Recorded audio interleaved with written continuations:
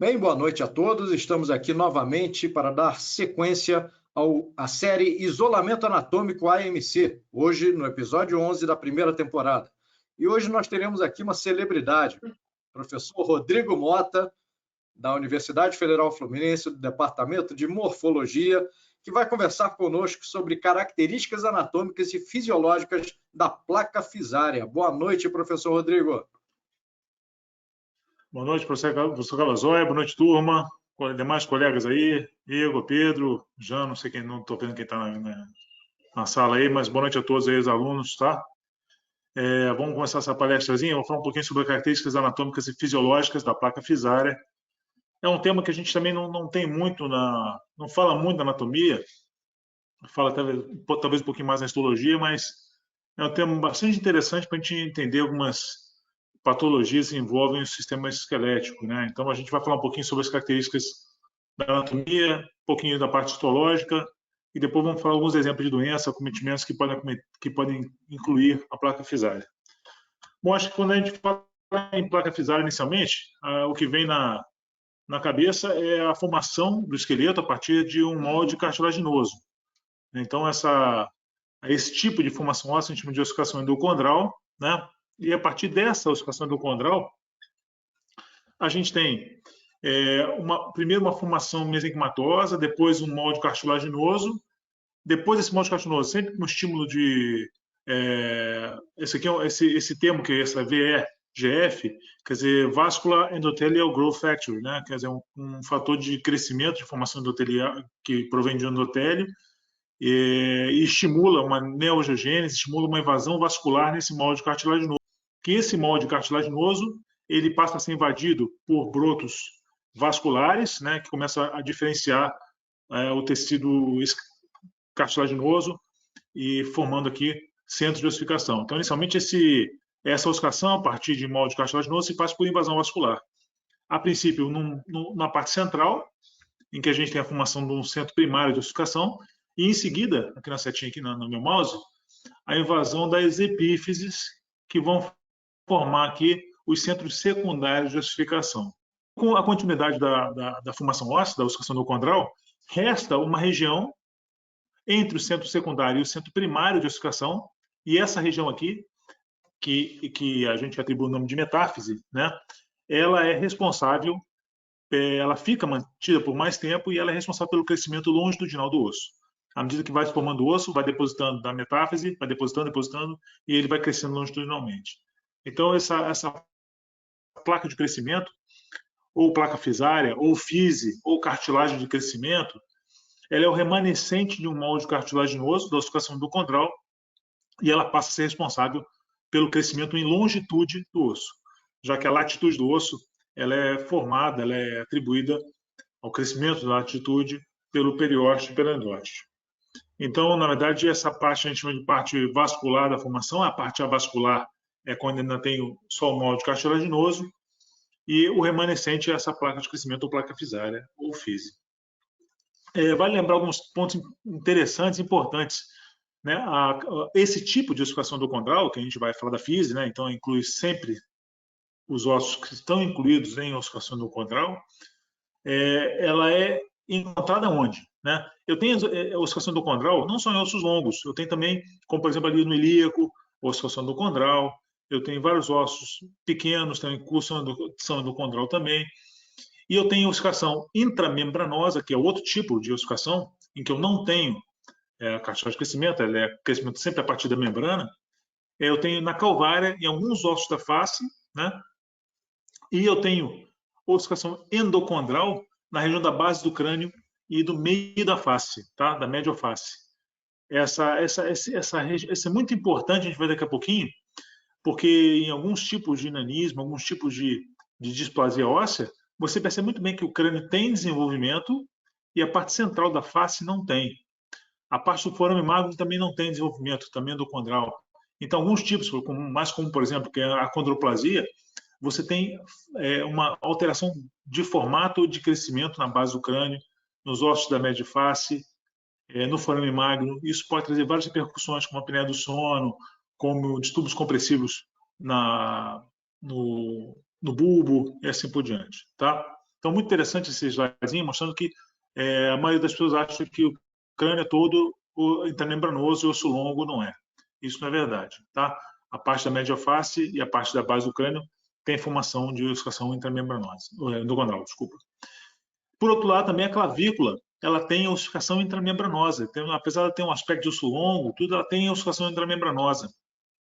E ela, apesar de ter ossificação intramembranosa, ela vai ter fise nas suas extremidades. Então, a dualidade, né? Nesse tipo de ossificação, calcifica as partes referentes ali a um centro primário e secundário de ossificação e fica uma cartilagem, uma região de crescimento nas extremidades da clavícula.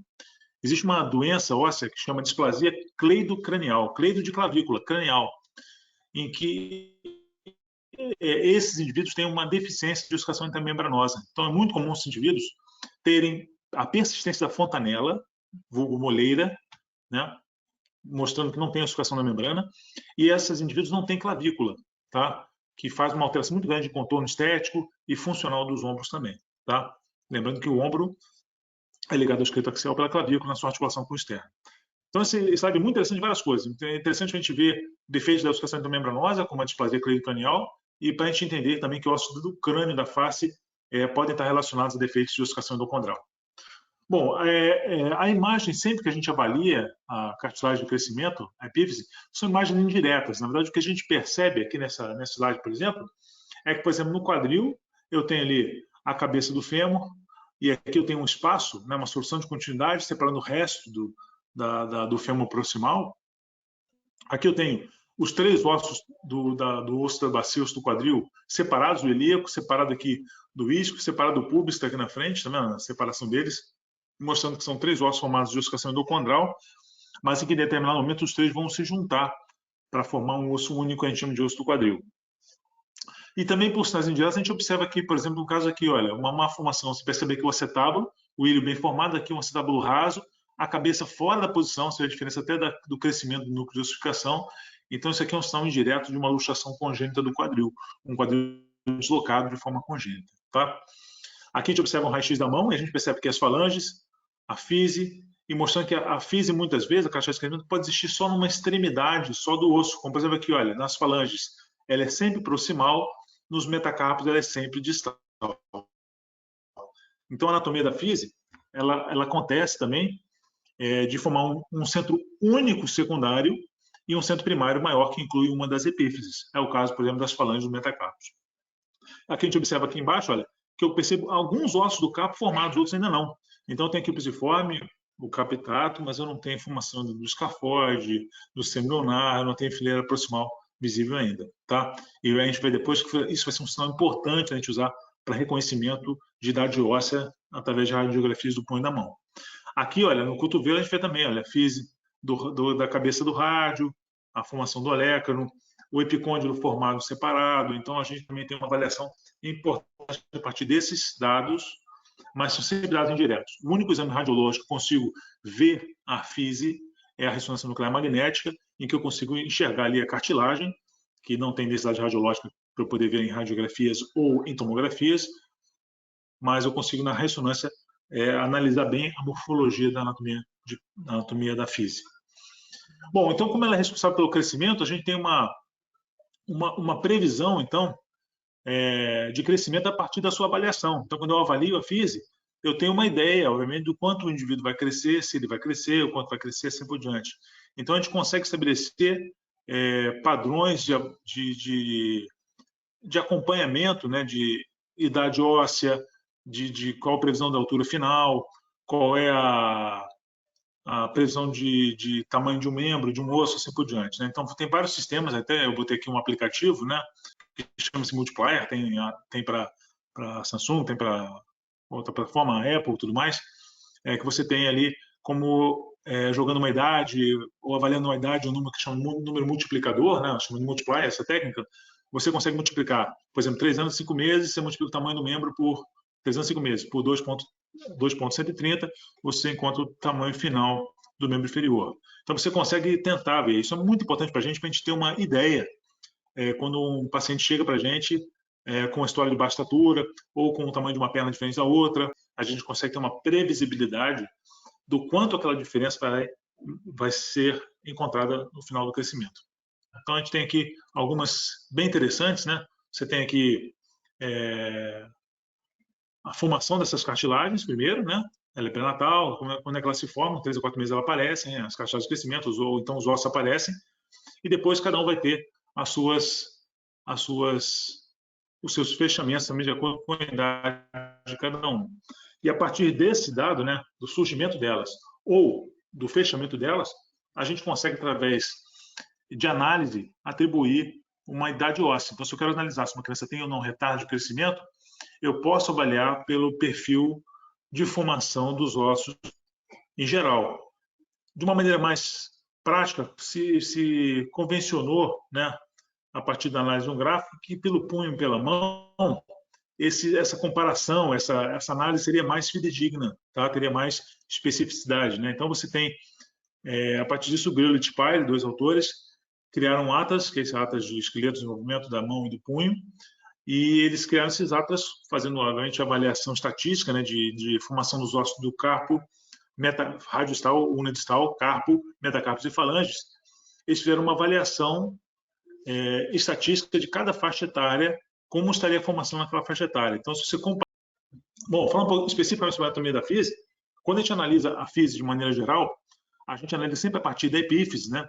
Porque a partir da epífise eu tenho uma camada de condrócito e depois ele vai depositando o osso para a metáfise, né? Então, a gente sempre analisa a física a partir do centro secundário de ossificação em direção à metáfise, tá? As camadas que essa física apresenta também são bem distintas, tá? Ela apresenta, primeiro, uma camada chamada camada de reserva, é uma camada onde os condrócitos estão lá e ainda vão se diferenciar, ainda vão se proliferar para depois ossificar. Essa camada de reserva é como se fosse um estoque natural daquele indivíduo em relação ao crescimento, tá? Então, ela pode determinar o crescimento final daquele indivíduo. A camada proliferativa, a segunda camada, é uma camada onde esses condrócitos recebem um estímulo e eles se multiplicam, se proliferam, tá? E a partir dessa camada é uma camada muito importante. Várias doenças afetam essa camada e talvez seja uma camada mais instável, né? Só perde para a hipertrófica em termos de estabilidade mecânica, né? Essa camada proliferativa, ela sofre ação dos hormônios de crescimento e por isso ela é envolvida em muitas doenças. Então, aqui os condrócitos se proliferam. Depois, na camada seguinte, hipertrófica, eles se hipertrofiam, tá?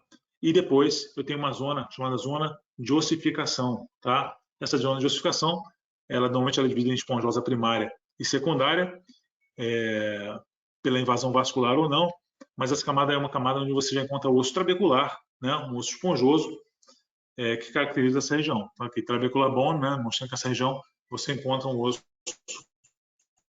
trabecular ou esponjoso. Uma parte muito importante nessa anatomia é você entender também uma parte interessante aqui, em que você tem, de um lado aqui, o revestimento, então a gente está vendo aqui o centro secundário de ossificação, aqui a cartilagem articular, essa região aqui, e essa camada aqui que está em rosa aqui, é uma camada que eu vou chamar de pericôndrio, tá? Pericôndrio. Por quê? Apesar de eu já ter formação periosteal aqui, principalmente na diáfise, tem formação periosteal, nessa região da metáfise, aqui, essa região da cartilagem frisária, o revestimento externo dessa região, eu não posso chamar de periósteo, né? Por quê? Porque essa região não tem osso ali, então não tem periósteo. Periósteo é ao redor do osso, né? Como essa região é uma cartilagem de crescimento, eu tenho pericôndrio nessa região, tá? E especificamente esse pericôndrio, que envolve todo o molde cartilaginoso, que está abaixo do periósteo, tá vendo? Nessa região da cartilagem de crescimento, ela forma um anel ao redor dessa cartilagem de crescimento, que é muito importante, que eu chamo de anel pericondral lacroar, tá? Esse anel pericondral na verdade, esse pericôndrio na região da fise, na região específica da metáfise. Por que é tão importante? Qualquer lesão nesse anel pericondral, como, por exemplo, um trauma, ou até cirurgicamente uma desvascularização dele, uma lesão dele por iatrogênica, né, por manipulação cirúrgica, pode levar a uma ponte óssea unindo a região do osso trabecular com a epífise, e a cartilagem de crescimento fica interrompida a sua função. Tá? Então, é muito importante para a manutenção da física, para a manutenção daquele crescimento naquela formação trabecular, sem impedir, obviamente, que existe algum bloqueio mecânico nisso, tá? Aqui embaixo a gente vai ver a medula óssea, né? Então, tá aqui embaixo a medula óssea é vermelha, é claro, na criança, né? Bone marrow, tá? E é isso. Bom, aqui só para mostrar uma coisinha, esse aqui é o núcleo secundário, a camada de reserva, a camada proliferativa, aqui tem uma pseudohipertrófica, que é uma região intermediária, que muitos não consideram, e a hipertrófica você vê a diferença do tamanho da célula, né? Sempre com essa formação colunar caracteriza a fise, e depois a zona de ossificação aqui embaixo, tá bom? Então a gente tem, são essas as camadas que vão participar desde da reserva, que é a camada que você tem já de estoque, né, dos condrócitos, ele se proliferando, hipertrofiando e depois sendo invadido por um broto vascular e ossificando, como se fosse uma formação óssea endocondral, que se forma por invasão vascular.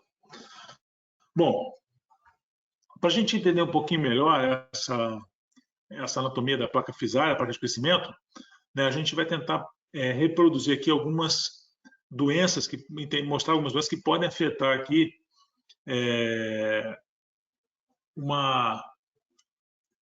a função dela e a sua permanência, né?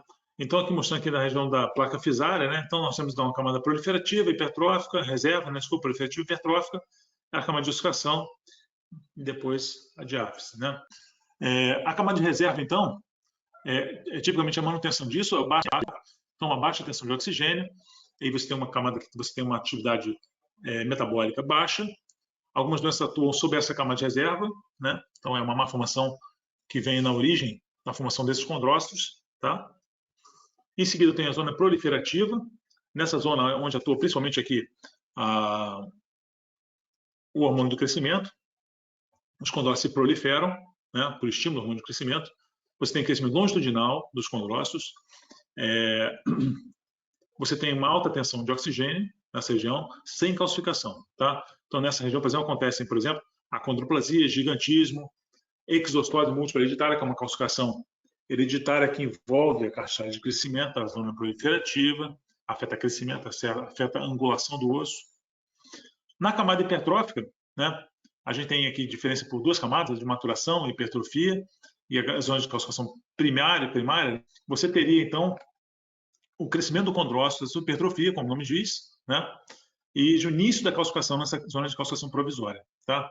Aqui atuam algumas doenças metabólicas, também aqui o raquitismo e os traumas que envolvem a cartilagem de crescimento. A gente vai falar especificamente de cada uma região dessa, e cada doença dessa a gente vai falar especificamente agora. Na região de parte óssea, de ossificação, na parte da metáfise, eu tenho ali, principalmente o osteoclasto e osteoblasto, começa a ter uma função muito parecida com o osso na sua fase final.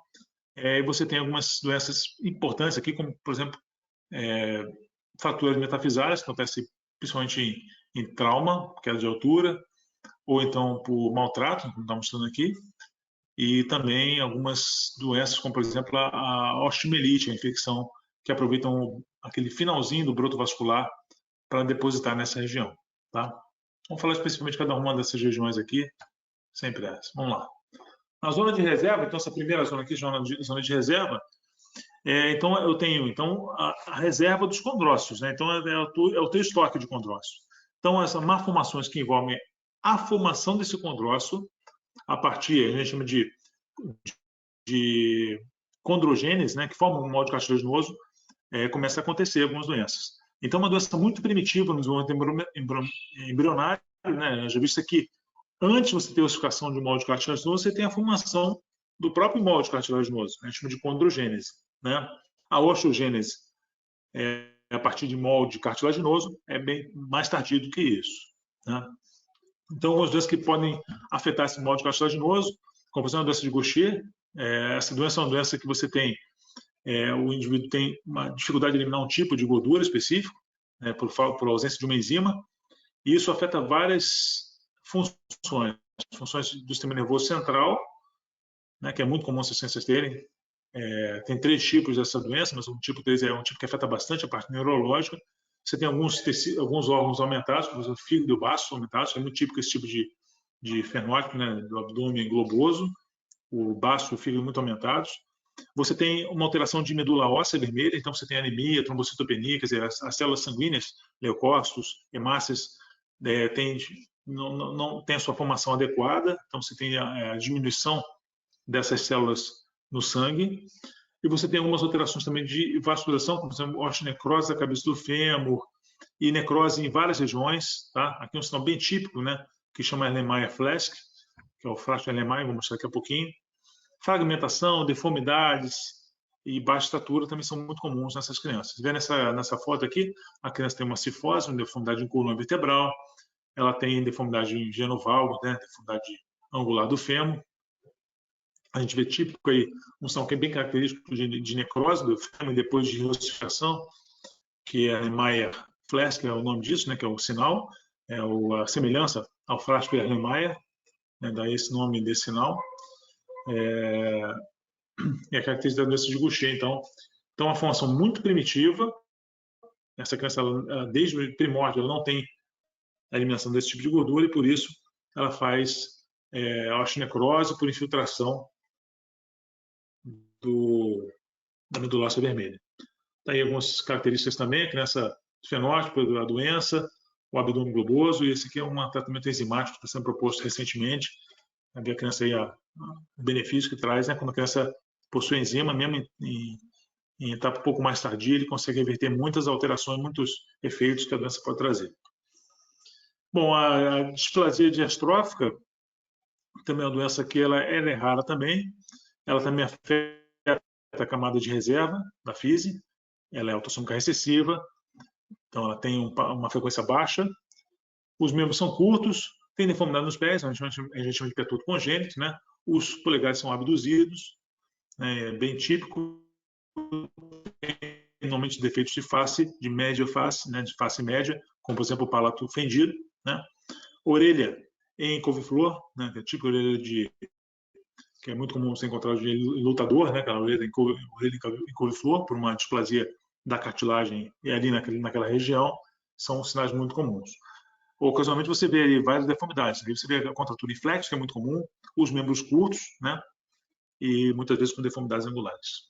Aí você vê uma foto, desculpa, a qualidade está ruim, mas é uma foto para mostrar bem aqui a deformidade nos pés, o quadril em flexão, o húmero curto. Pode afetar mais um osso do que o outro, né? Depende de características aí, de receptores de hormônio em cada uma das regiões. E aí você vê deformidades angulares e assim por diante. Tem até um comediante muito famoso aí do nosso meio que tem displasia diastrófica, né? O Gigante Léo. Ele tem essa distofia, há pouco tempo ele fez aí, teve no Enem e ele fez engenharia genética para poder selecionar a criança para poder ter uma criança como a esposa do fenótipo normal. Bom, outra displasia, a displasia quinase, que é a displasia também que afeta a formação de ossificação endocondral. Dá para ver alguns sinais interessantes, né? Como depende um pouquinho de receptor.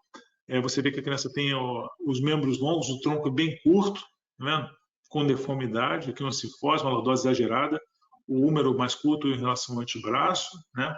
Você vê hiperplasia do terço médio da face, que é característica de quem tem alteração endocondral, que é uma displasia bastante rara.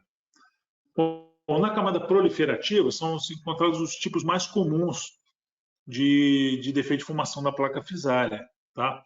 Nessa camada proliferativa, então é onde eu tenho o estímulo do hormônio de crescimento para poder desenvolver aquela cartilagem e poder ter proliferação dos condrócitos. Né? Então aí você tem alguns defeitos, o gigantismo, por exemplo, que pode ser um gigantismo parcial, né, de partes, ou gigantismo aí total. Esse é o Yao Ming, né, que é o do chinês lá do Rockets, né, que tem 2,29 m. Esse tipo de altura já é considerado, não se você estudar, analisar os pais, analisar a altura dos pais, fazer o multiplier, aquele padrão de avaliação de crescimento, muitos desses atletas eles fogem um pouquinho às previsões de crescimento, né? Isso provavelmente é algum tipo de gigantismo, subclínico, vamos botar assim, que não tem as alterações patológicas, mas levam a alturas bem importantes, né? E aumenta em 2,29 m, fora do padrão de crescimento dos pais, né, da nacionalidade dele. E você tem do outro lado aqui gigantismos aqui, parciais, de dedo, por exemplo, de extremidades,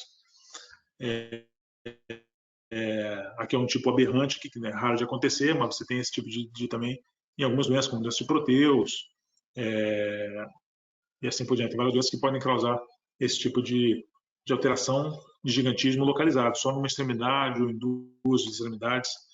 Nota-se que esse tipo de gigantismo da tua direita, ele não é um gigantismo verdadeiro como esse aqui. Esse gigantismo verdadeiro aqui é um gigantismo onde o esqueleto todo, assim como os tecidos moles, acompanham o crescimento. Esse tipo de gigantismo aqui acontece depois da idade adulta e muitas vezes a parte óssea não acompanha completamente o crescimento de partes moles, que é muito mais exacerbado, né? Então não são gigantismos que a gente chama de gigantismo verdadeiro. Você vê que esse dedo aqui tem uma deformidade muito grande, ele não deve ter um esqueleto bem formado, ou então o esqueleto ele é muito menor do que as partes moles se desenvolvem, tá? Normalmente ele não consegue ter uma função nesses dedos ou nessas extremidades que são acometidas, tá? Você também tem um tipo de gigantismo que a gente chama de acromegalia, né? A acromegalia, o termo vem de acros, extremidade, né, como acrômio, acros, megalia, quer dizer, gigantismo das extremidades. Né? Esses pacientes eles têm estímulo após o esqueleto ter se desenvolvido, né? Normalmente por tumorações na hipófise, ou tumores secretivos, né, de GH, que aparecem depois da idade de formação do esqueleto. Então, algumas estruturas aumentam, como, por exemplo, ali as mãos, principalmente partes moles, a mão fica larga, fica grossa, pavilhão auricular, língua, nariz. Então, o gigantismo ele é parcial e ele é depois da idade do desenvolvimento do esqueleto, né? A gente chama de acromegalia. Também nessa região proliferativa acontece a condroplasia, né? Eu tenho dois tipos mais frequentes de displasia óssea. A condroplasia é o mais frequente e muito mais disparado, e a pseudocondroplasia é um tipo, brando de acondroplasia que acomete a zona de reserva, tá? Então é um estoque que determinou isso. Aqui não. Aqui, na verdade, na condroplasia, o hormônio de crescimento ele é normal, só que existe uma alteração de receptor, né? O fator de crescimento de fibroblastos, o receptor 3 deles que fica cometido. Na verdade, ele não tem o receptor de um fator de crescimento de fibroblastos que vai afetar, obviamente, na camada proliferativa, tá? Então, esse tipo de doença acomete só a situação endocondral. Ela também acomete ossos de maneira bem distintas. Por exemplo, o antebraço normalmente não é afetado, o húmero é afetado. A tíbia é mais afetada do que a fíbula, então normalmente arqueia a perna porque o osso lateral cresce, o osso medial não cresce. Então você passa a ter ossos mais ou menos afetados por essa doença. Ela é muito antiga, muito escrita, essas obras de arte que estão no slide mostram aí descrições bem antigas aí de acondroplasia. A forma dela homozigote, a gente chama de forma tanatotrófica, né? É uma forma que normalmente ela é inviável e ela acontece pela forma homozigótica, quando você tem, obviamente, dois portadores de acondroplasia, um casal de acondroplásicos, eles têm no seu cruzamento genético a somatória dos dois genes recessivos, tá? Então, nessa forma, é uma forma letal, uma forma gravíssima ou letal, a gente chama de nanismo tanatotrófico, e é marcada por deformidades grosseiras que normalmente inviabilizam o nascimento. Tá? É muito comum algumas alterações de mão, de extremidade, mão interdente é muito comum, alterações de base de crânio, que são muito comuns em acondroplásicos, como foi para vocês, estenose de canal de forame magno, alterações da medioface, que é muito importante, hipoplasia da terço médio da face, que dá até a característica fenotípica da face. Os ossos da calvária intramembranosa se desenvolvem bastante, então a cabeça fica grande. Você tem aqui uma obstrução aqui embaixo, acumula mais líquor, né, nessa região, a cabeça desenvolve mais, a cabeça é grande. O centro da face ele é hipoplásico, então dá típico nariz em célula, um nariz que tem o dorso mais aprofundado, né? E a característica de face do anão, do nanismo, tá?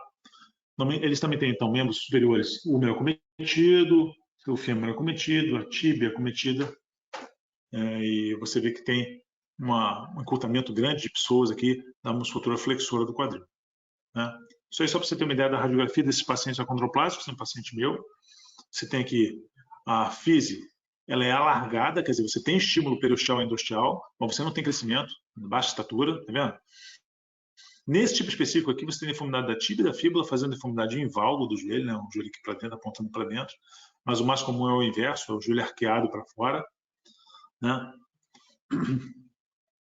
Deformidades em coluna, normalmente pessoas encurtadas, uma lordose importante, né? Que faz com que esse tipo de paciente, para manter a posição ereta, ele faça uma lordose, para manter, porque o quadril é em flexão, abdômen projetado para frente e o bumbum aqui para trás, né?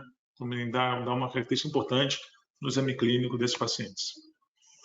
Bom, na camada hipertrófica, essa camada aqui, hipertrófica, é uma camada, como eu falei, que tem uma estabilidade, então o trauma é muito frequente nessa região, afeta muito essa região, o trauma que atravessa a cartilagem de crescimento, e também algumas doenças. O raquitismo, por exemplo, onde você tem a formação óssea, ela é comum nessa região, né? Porque o defeito ele é de ossificação no raquitismo, né? Por alguma alteração de absorção de vitamina D, de cálcio, esses pacientes, do cálcio fosfato, esses pacientes eles não têm uma ossificação boa. Então, quando o osso está se formando, deposita a cartilagem lá está na reserva, ela hipertrofia, ela prolifera. Quando ela vai ossificar, tem um defeito de ossificação que dá uma mais plasticidade ao esqueleto. E depois, quando ele vai ossificar, ele já ossifica com deformidades, porque ele não teve ossificação no tempo correto, no lugar correto. Então, esse é o tipo de deformidade, deformidades graves, principalmente no membro inferior, né, pelo efeito de carga. Esses pacientes fazem carga, né, nesse esqueleto ainda mal formado, meio cartilaginoso, então ele deforma com a carga e essas deformidades vão progredindo com a idade, né? Alterações de articulares e tudo mais, né? O paciente normalmente tem baixa estatura, essa paciente é uma paciente minha, ela tem 86 centímetros, tá? Doença também nessa região também de ossificação, como por exemplo aqui a doença de Blount, uma doença que você dá um arqueamento no joelho da criança, normalmente é por um defeito aqui na ossificação da parte só medial da tíbia, não tem uma explicação para essa doença, é uma doença de Blount, mas ela acontece também nessa camada. As lesões na física acontecem nessa camada, e essa aqui é uma classificação muito importante de trauma da cartilagem fisária, é a classificação de Salter-Harris. Ele, na verdade, ele só indica por onde o trauma passa. Aqui, por exemplo, o trauma passa pela metáfise, corta o osso aqui, olha, e depois o trauma segue pela cartilagem de crescimento. E isso acontece exatamente nessa camada hipertrófica, né? Porque é uma camada mais instável. Então, é muito mais fácil esse corte aqui acontecer nessa camada hipertrófica do que qualquer outras camadas da física, onde você tem mais ligação entre as células, mais estabilidade. Tá? Aqui o trauma pega ali a cartilagem, a parte hipertrófica, depois se estende para a física, para a epífise, e aqui pega da epífise, da metáfise até a epífise e assim por diante. Esse tipo de Salter 5 acontece quando a criança, por exemplo, cai de altura e por um efeito compressivo aqui, olha, ele faz uma lesão, uma morte celular da cartilagem nesse espaço aqui. Então essa cartilagem ela tende a necrosar e a fazer uma ossificação prematura de toda a cartilagem de crescimento. Então, na verdade, isso aqui é uma criança que cai, tem uma dorzinha no joelho, por exemplo, na radiografia não tem nenhum achado, e depois de alguns anos a criança começa a alterar o crescimento, então a deformar o membro. Né? Então, isso é bem típico dessa lesão que a gente chama de Salter 5. Também nessa camada afeta também na camada abaixo, né? Da camada já na esponjosa, na camada de ossificação, é muito comum você ter a osteomielite aguda hematogênica. O que é isso? Nessa camada aqui, essa última camadinha, a de ossificação, onde você tem a metáfise, os vasos sanguíneos chegam até essa pontinha porque a cartilagem ela é avascular. Então, essa é a primeira camada com vaso sanguíneo. Só que esses vasos sanguíneos eles formam, na sua terminação, um lago venoso, onde o fluxo é mais lento. Então, quando tem uma bactéria circulante, por exemplo, uma infecção de orofaringe, por exemplo, essa bactéria está na circulação e ela só vai se depositar onde o fluxo é mais lento, como, por exemplo, aqui nos chamados sinusoides, que são esses lagos venosos no osso metafisário, no osso ali perto da física. Tá? Então, isso é um achado muito comum. Né? Isso aqui é só uma ideia de que acontece, que começa a bactéria se deposita aqui, depois prolifera, acaba coletando um abscesso no dentro do osso e depois expulsa aqui, fazendo uma perfuração na cortical. Né? Forma um abscesso grande, depois o pus ele fistuliza, ele aparece até às vezes na pele ou drena para partes moles ao redor do osso. Então, nessa camada aqui, camada já de ossificação, eu tenho também uma doença muito frequente, que é a osteomielite aguda hematogênica, que é por via sanguínea. Bom, quais são os desafios, né, de todas as doenças da cartilagem de crescimento? Né? Primeiro, a gente tem que entender a física, entender onde tem o pleno crescimento. Hoje, para a condroplasia, a gente já tem alguns tratamentos importantes, né? Tem uma droga agora em experimento, né? Que é a BMN 111, que ela estimula outras vias de entrada, né? Para não ter necessidade do FGF3, né? O receptor de fator de crescimento fibroblasto, tá? Ainda é experimental, porque não está em teste, mas já tem uma boa aceitação nos testes preliminares, né? E, obviamente, é devolver para essas crianças, né, para esses adultos, depois funções bem razoáveis, apesar de muitas doenças que podem acometer essa placa fisária, a placa de crescimento, tá? Essa inclusão ela tem que ser uma inclusão, obviamente, guiada por uma experiência médica ou experiência fisioterápica, né, porque, na verdade, muitas articulações têm as suas dificuldades, não funcionam tão bem como deveriam, né? Então, eu sempre falo isso, não é uma condição fisiológica as doenças de placa fisária e as displasias. É uma condição patológica, uma displasia. Mas a gente tem como, obviamente, otimizar para você ter uma função bem razoável, tá? As terapias que envolvem a física, além de terapia farmacológica, eu tenho, por exemplo, essa droga que eu te falei, para crescimento e tudo mais, você tem, obviamente, as correções da angulação, deformidades, né? A gente usa a placa fisária como próprio elemento de tratamento, né? Então, essa aqui é uma placa desenvolvida para isso, chama H-plate, que ela tem formato em 8. Eu fixo ela numa extremidade do osso metafisário e fixo na outra extremidade no osso epifisário, né? E ela controla o crescimento. Então, essa criança ela tem uma doença, por exemplo, uma deformidade em varo, por exemplo, eu colocando essa plaquinha, esse lado começa a crescer mais do que esse aqui. Essa placa ela dá uma freada no crescimento desse lado. Então, eu consigo objetivamente corrigir deformidades com o que eu chamo de controle fisário, tá? Esse controle fisário, a gente tem um limite. Sempre vai ter uma hora que essa física ela vai parar de funcionar. Vai ter um tempo que ela vai aguentar, sem bloqueando ali a proliferativa desenvolver. Mas esse tempo é bem razoável, dá para usar um ano intermitente. Só que só um exemplo, só uma criança com raquitismo, né? Colocação das placas, em um grampo aqui no tibia distal, não cabe placa aqui, muito pequenininho, e as placas de controle fisário, e depois ali o alinhamento obtido, né? Outra criança, essa criança com pseudocontroplasia, doença de camada de reserva, controle fisário, ressecção de parte da fíbula, uma resposta boa. Ou as osteotomias, são correções com fixador externo, com aparelho, com algum tipo de fixação, em que a gente faz a correção da deformidade direta, né? Aqui, fixadores automatizados, né? Guiados por software, deformidades graves, aqui que eu também posso fazer substituição de prótese, para corrigir a angulação, né? E assim por diante. Ainda para corrigir a baixa estatura, que é um grande problema das cartilagens de crescimento, o alongamento ósseo ele é utilizado. Claro que a gente avalia a curva e avalia se existe indicação para fazer um alongamento ósseo, né? Se aquela criança realmente tem baixa estatura, se essa baixa estatura compromete função, se está fora, muito longe da média da população da idade dela, assim por diante. Mas é uma boa saída aqui o alongamento ósseo, né? Você pode chegar até 25, 30 centímetros de alongamento ósseo, mas óbvio que o sacrifício é muito grande, é um tratamento muito prolongado, então na verdade se estuda se vale a pena ou não e quais casos que você compensa fazer esse tipo de procedimento, né? Mas o resultado dele é muito satisfatório na maior parte dos casos. Mesmo quando você não consegue grandes alongamentos, o resultado é bem satisfatório, tá? Alongamento com fixador externo, fêmur, né?